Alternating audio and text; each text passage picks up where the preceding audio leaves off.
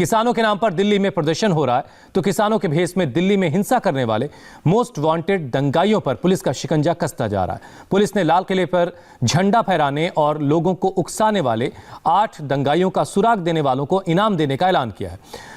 इन आरोपियों में सबसे बड़ा नाम दीप सिद्धू का है, जो 26 जनवरी को दंगाइयों की भीड़ के साथ लाल किले के पास मौजूद था। जो भी शख्स दीप सिद्धू के बारे में सुराग देगा, कोई खबर देगा, कोई इंफॉर्मेशन देगा, उसे इनाम दिया जाएगा। दीप सिद्धू के अलावा जुगराज सिंह, गुरजोत सिंह और गुरजंत सिंह के बारे में बताने वाले को भी 1-1 लाख रुपए का इनाम दिया जाएगा। पुलिस ने इसके अलावा जजबीर सिंह, बूटा सिंह, सुखदेव सिंह और इकबाल सिंह की पहचान बताने वालों को भी 50,000 का इनाम देने का ऐलान किया है। आप भी गौर से देखिए इन चेहरों को, जिनको लेकर के दिल्ली पुलिस ने इनाम का ऐलान किया है। दीप सिद्धू सबसे खास मुख्य आरोपी, 1 लाख इनाम दीप सिद्धू पर भी है। जुगराज सिंह, गुरजोत सिंह और गुरजंत सिंह, इन चारों पर 1-1 लाख रुपए का इनाम दिल्ली पुलिस की तरफ से रखा गया है। अगर आप इनमें से किसी के बारे में कोई खबर आपके पास है तो आप दिल्ली पुलिस को दे सकते हैं। जिनकी पहचान बताने पर 50,000 का इनाम मिलेगा, उन्हें भी आप जरा देख लीजिए, पहचानने की कोशिश कीजिए, कहीं ये आपके आसपास तो नहीं है। दीप सिद्धू के नाम पर तो 1 लाख का है, लेकिन जजबीर सिंह, बूटा सिंह, सुखदेव सिंह और इकबाल सिंह, इन चारों पर 50-50 हजार का इनाम दिल्ली पुलिस की तरफ से रखा गया है।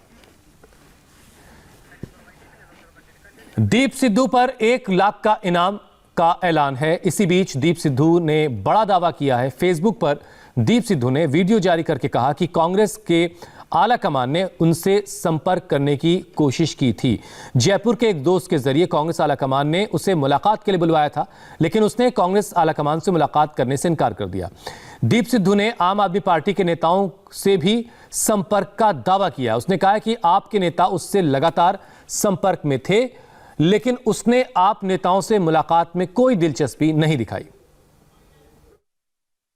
On the 27th of November, Indian National Congress shared my post on their official page and said it is a revolution. Why? Because they always, all these political class or the parties always see some kind of opportunity, and that's how they start talking about it.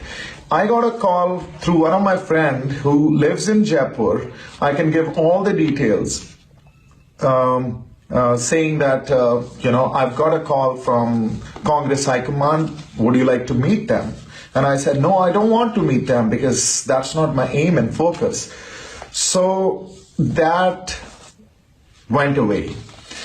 Aam Aadmi Party, second political party. Before I came to Punjab in September, they were in touch with me. They wanted to meet up and I did not show interest. So they went away. 26 जनवरी को किसान आंदोलन के नाम पर दिल्ली में हिंसा, तोड़फोड़ और दंगा करने वाले चेहरे अब बेनकाब हो रहे हैं। दिल्ली पुलिस ने 26 जनवरी की हिंसा के 20 आरोपियों की तस्वीरें जारी कर दी हैं। इन तस्वीरों में दंगाइयों के हाथों में लाठी, डंडे, रॉड साफ तौर पर देखे जा सकते हैं। दिल्ली पुलिस को हिंसा से जुड़े 1000 से ज्यादा वीडियो मिले हैं, जिनकी एनालिसिस और फेशियल रिकॉग्निशन सॉफ्टवेयर की मदद से अब पुलिस इन तमाम लोगों की धरपकड़ में जुटी है। इस बीच आंदोलन के नाम पर किसान नेताओं की बड़ी साजिश का भी खुलासा हो रहा है। किसान नेता जगजीत धालीवाल ने किसानों को भड़काया कि अब पुलिस वालों पर हमला नहीं बल्कि उन्हें बंधक बनाना है। तो जगदीप धालीवाल कह रहे हैं कि अब पुलिस वालों पर हमला नहीं किया जाएगा बल्कि उनको बंधक बना लिया जाएगा। इधर दिल्ली पुलिस के पीआरओ चिन्मय बिस्वाल ने क्या कहा है वो भी आपको सुनवाते हैं। 26 जनवरी को दिल्ली और लाल किले में जो हिंसा हुई थी उसमें कई ऐसे नाम हैं जिनके खिलाफ दिल्ली पुलिस की क्राइम ब्रांच ने इनाम घोषित कर दिया है, जिसमें दीप सिद्धू समेत कई लोग हैं। कुछ लोगों के खिलाफ 1 लाख का, कुछ लोगों के खिलाफ 50,000 का नाम घोषित कर दिया गया है। हमारे साथ इस वक्त मौजूद हैं डीसीपी क्राइम और साथ में दिल्ली पुलिस के नए पीआरओ चिन्मय बिस्वाल साहब। सर, बहुत बहुत स्वागत है इंडिया टीवी पे आपका। किन किन लोगों के खिलाफ इनाम घोषित किया गया है, क्या उनके बारे में प्रूफ मिला है? 26 तारीख का जो हिंसा लाल किले और अन्य आसपास के इलाकों में देखने को मिला था, उसके संदर्भ में 44 मुकदमे रजिस्टर किए हुए हैं, जिसमें SIT 14 केसेस की इन्वेस्टिगेशन कर रही है और बाकी 30 केसेस का इन्वेस्टिगेशन लोकल पुलिस कर रही है। और इन्वेस्टिगेशन के दौरान तमाम जो हमारे पास वीडियो फुटेजेस वगैरह उपलब्ध हुए हैं और आम पब्लिक से जो हमें मिले हैं, वो तमाम का एनालिसिस करने के बाद हमने उसका जो तथ्य इकट्ठा किए, उसके बाद जो FIR दर्ज भी हुए हैं। तो इन्वेस्टिगेशन को आगे बढ़ाते हुए इसमें से 8 लोगों के ऊपर हमने जिनको हम आइडेंटिफाई किए हैं, उनके ऊपर 50,000 और 1 लाख रुपया का इनाम घोषणा किया गया है। जो भी उनको पकड़ने के लिए मदद करेंगे या उनको पकड़ करके देंगे, और उनको ये पुरस्कार, ये रिवार्ड दिया जाएगा और उनका सूचना गुप्त रखा जाएगा। सर, जो 8 रिवार्ड घोषित किए गए हैं, उसमें एक नाम बेहद अहम है, दीप संधू, क्योंकि दीप संधू जो है पंजाब का एक एक्टर भी है और उसकी एक वीडियो जो है वो फेसबुक अपना लाइव कर रहा था लाल किले से, और अभी भी वो लगातार फेसबुक लाइव करके संदेश दे रहा है, सोशल मीडिया पर संदेश दे रहा है। तो कुछ अभी मिल पाया है, कुछ उसके खिलाफ सबूत या उसकी लोकेशन? लोग ये जानना चाहते हैं कि जो शख्स सोशल मीडिया पर आ रहा है उस तक कब तक पुलिस पहुंच जाएगी और लोगों से क्या अपील करेंगे? देखिए, लगातार हमारी स्पेशल इन्वेस्टिगेशन टीम इसकी जांच कर रही है और उसके ऊपर हमारी टीम काम कर रहे हैं, और इसीलिए हमें पब्लिक से मदद के लिए और अन्य पुलिस बलों के द्वारा ये मदद पाने के लिए हमने उसके ऊपर 1 लाख रुपया का रिवार्ड हमने घोषणा किया है, और उसको हम लोग जल्दी उसके पास पहुंचेंगे। लाल किले में जो हिंसा हुई है उसकी कई सारी वीडियो हम लोगों के पास भी आई हैं।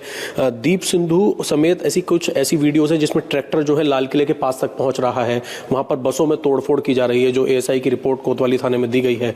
उन तमाम वीडियोस को आप लोग एनालाइज कर रहे हैं, क्योंकि ये 8 लोग जो हैं, इनके बारे में बताया जा रहा है कि जो झंडा फहराने में ये लोग भी शामिल हैं। ये 8 लोग जो झंडा फहराया इन्होंने, धार्मिक झंडा।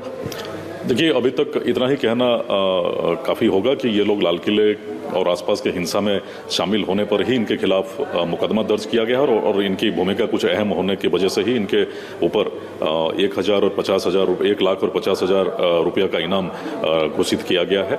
और हमारे पास 1000 से ज़्यादा वीडियोज़ अभी मौजूद हैं। हमारे पास नए वीडियोज़ भी हमारे सामने आ रहे हैं, पब्लिक हमारे साथ साझा कर रहे हैं। उन तमाम चीज़ों का हम लोग निरीक्षण कर रहे हैं और इन्वेस्टिगेशन में शामिल कर रहे हैं। जितने भी लोग इस वायलेंस में शामिल थे, दोषी थे, उन सबको एक एक करके हम लोग उनके पास तक पहुंचेंगे। सर, बस इन्वेस्टिगेशन पे एक सवाल है कि अब तक कितने लोगों की गिरफ्तारी हो गई है और कितनी FIR दर्ज है, और क्या सिलसिला अभी भी जारी है FIR दर्ज करने का? अभी तक इस पूरे मामले में अलग अलग जगहों पे पूरे दिल्ली में जो घटना घटी थी या घटनाएं घटी थी, उसमें 44 केसेस दर्ज हैं। इसमें से 14 केसेस का investigation special investigation team crime branch की वो कर रहे हैं, और 30 केसेस का इन्वेस्टिगेशन लोकल पुलिस कर रहे हैं। और जैसे जैसे जिन का इसमें भूमिका सामने आ रही है, उन सबको इस इन्वेस्टिगेशन में नोटिस दे करके हम लोग उसमें शामिल कर रहे हैं और तफ्तीश आगे बढ़ रही है। सर, एक आखिरी सवाल, क्योंकि पहले भी जब दिल्ली के अंदर इस तरह की सिचुएशन हुई थी, मैं जानता हूं आप टीम को हेड कर चुके थे साउथ ईस्ट दिल्ली में जब सारी ये हिंसा हुई थी, जामिया शाहीन बाग। अब आपको DCP क्राइम का भी कार्यभार संभाला दिया गया है, अब आप पूरी तरीके से इन्वेस्टिगेशन में भी शामिल हैं, तो वो एक्सपीरियंस आपके लिए कितना मायने रखता है? क्योंकि उस वक्त भी आपने बहुत सारे ऐसे लोगों को फोटो और वीडियो और टेक्निकल इन्वेस्टिगेशन के आधार पर आपने गिरफ्तार किया था। वो वाले जो चिन्मय बिस्वाल साहब हैं, जो अब क्राइम ब्रांच में आ गए हैं, कितनी अहम भूमिका आपकी रहेगी? देखिए, अभी ये एक नया भूमिका मुझे मिला है। अभी मुझे इन्वेस्टिगेशन में शामिल हमारी पूरी टीम उसमें जांच कर रही है, और उसका जो देखरेख कर रहे हैं हमारे सीनियर ऑफिसर्स, उसका देखरेख कर रहे हैं। और इस टाइप का जो भी पब्लिक वायलेंस जो होता है, राइट होता है, वो क्योंकि वो इलाके में समाज में फैला हुआ रहता है, तो हमें पब्लिक की काफ़ी कोऑपरेशन इसमें से लेना पड़ता है। CCTV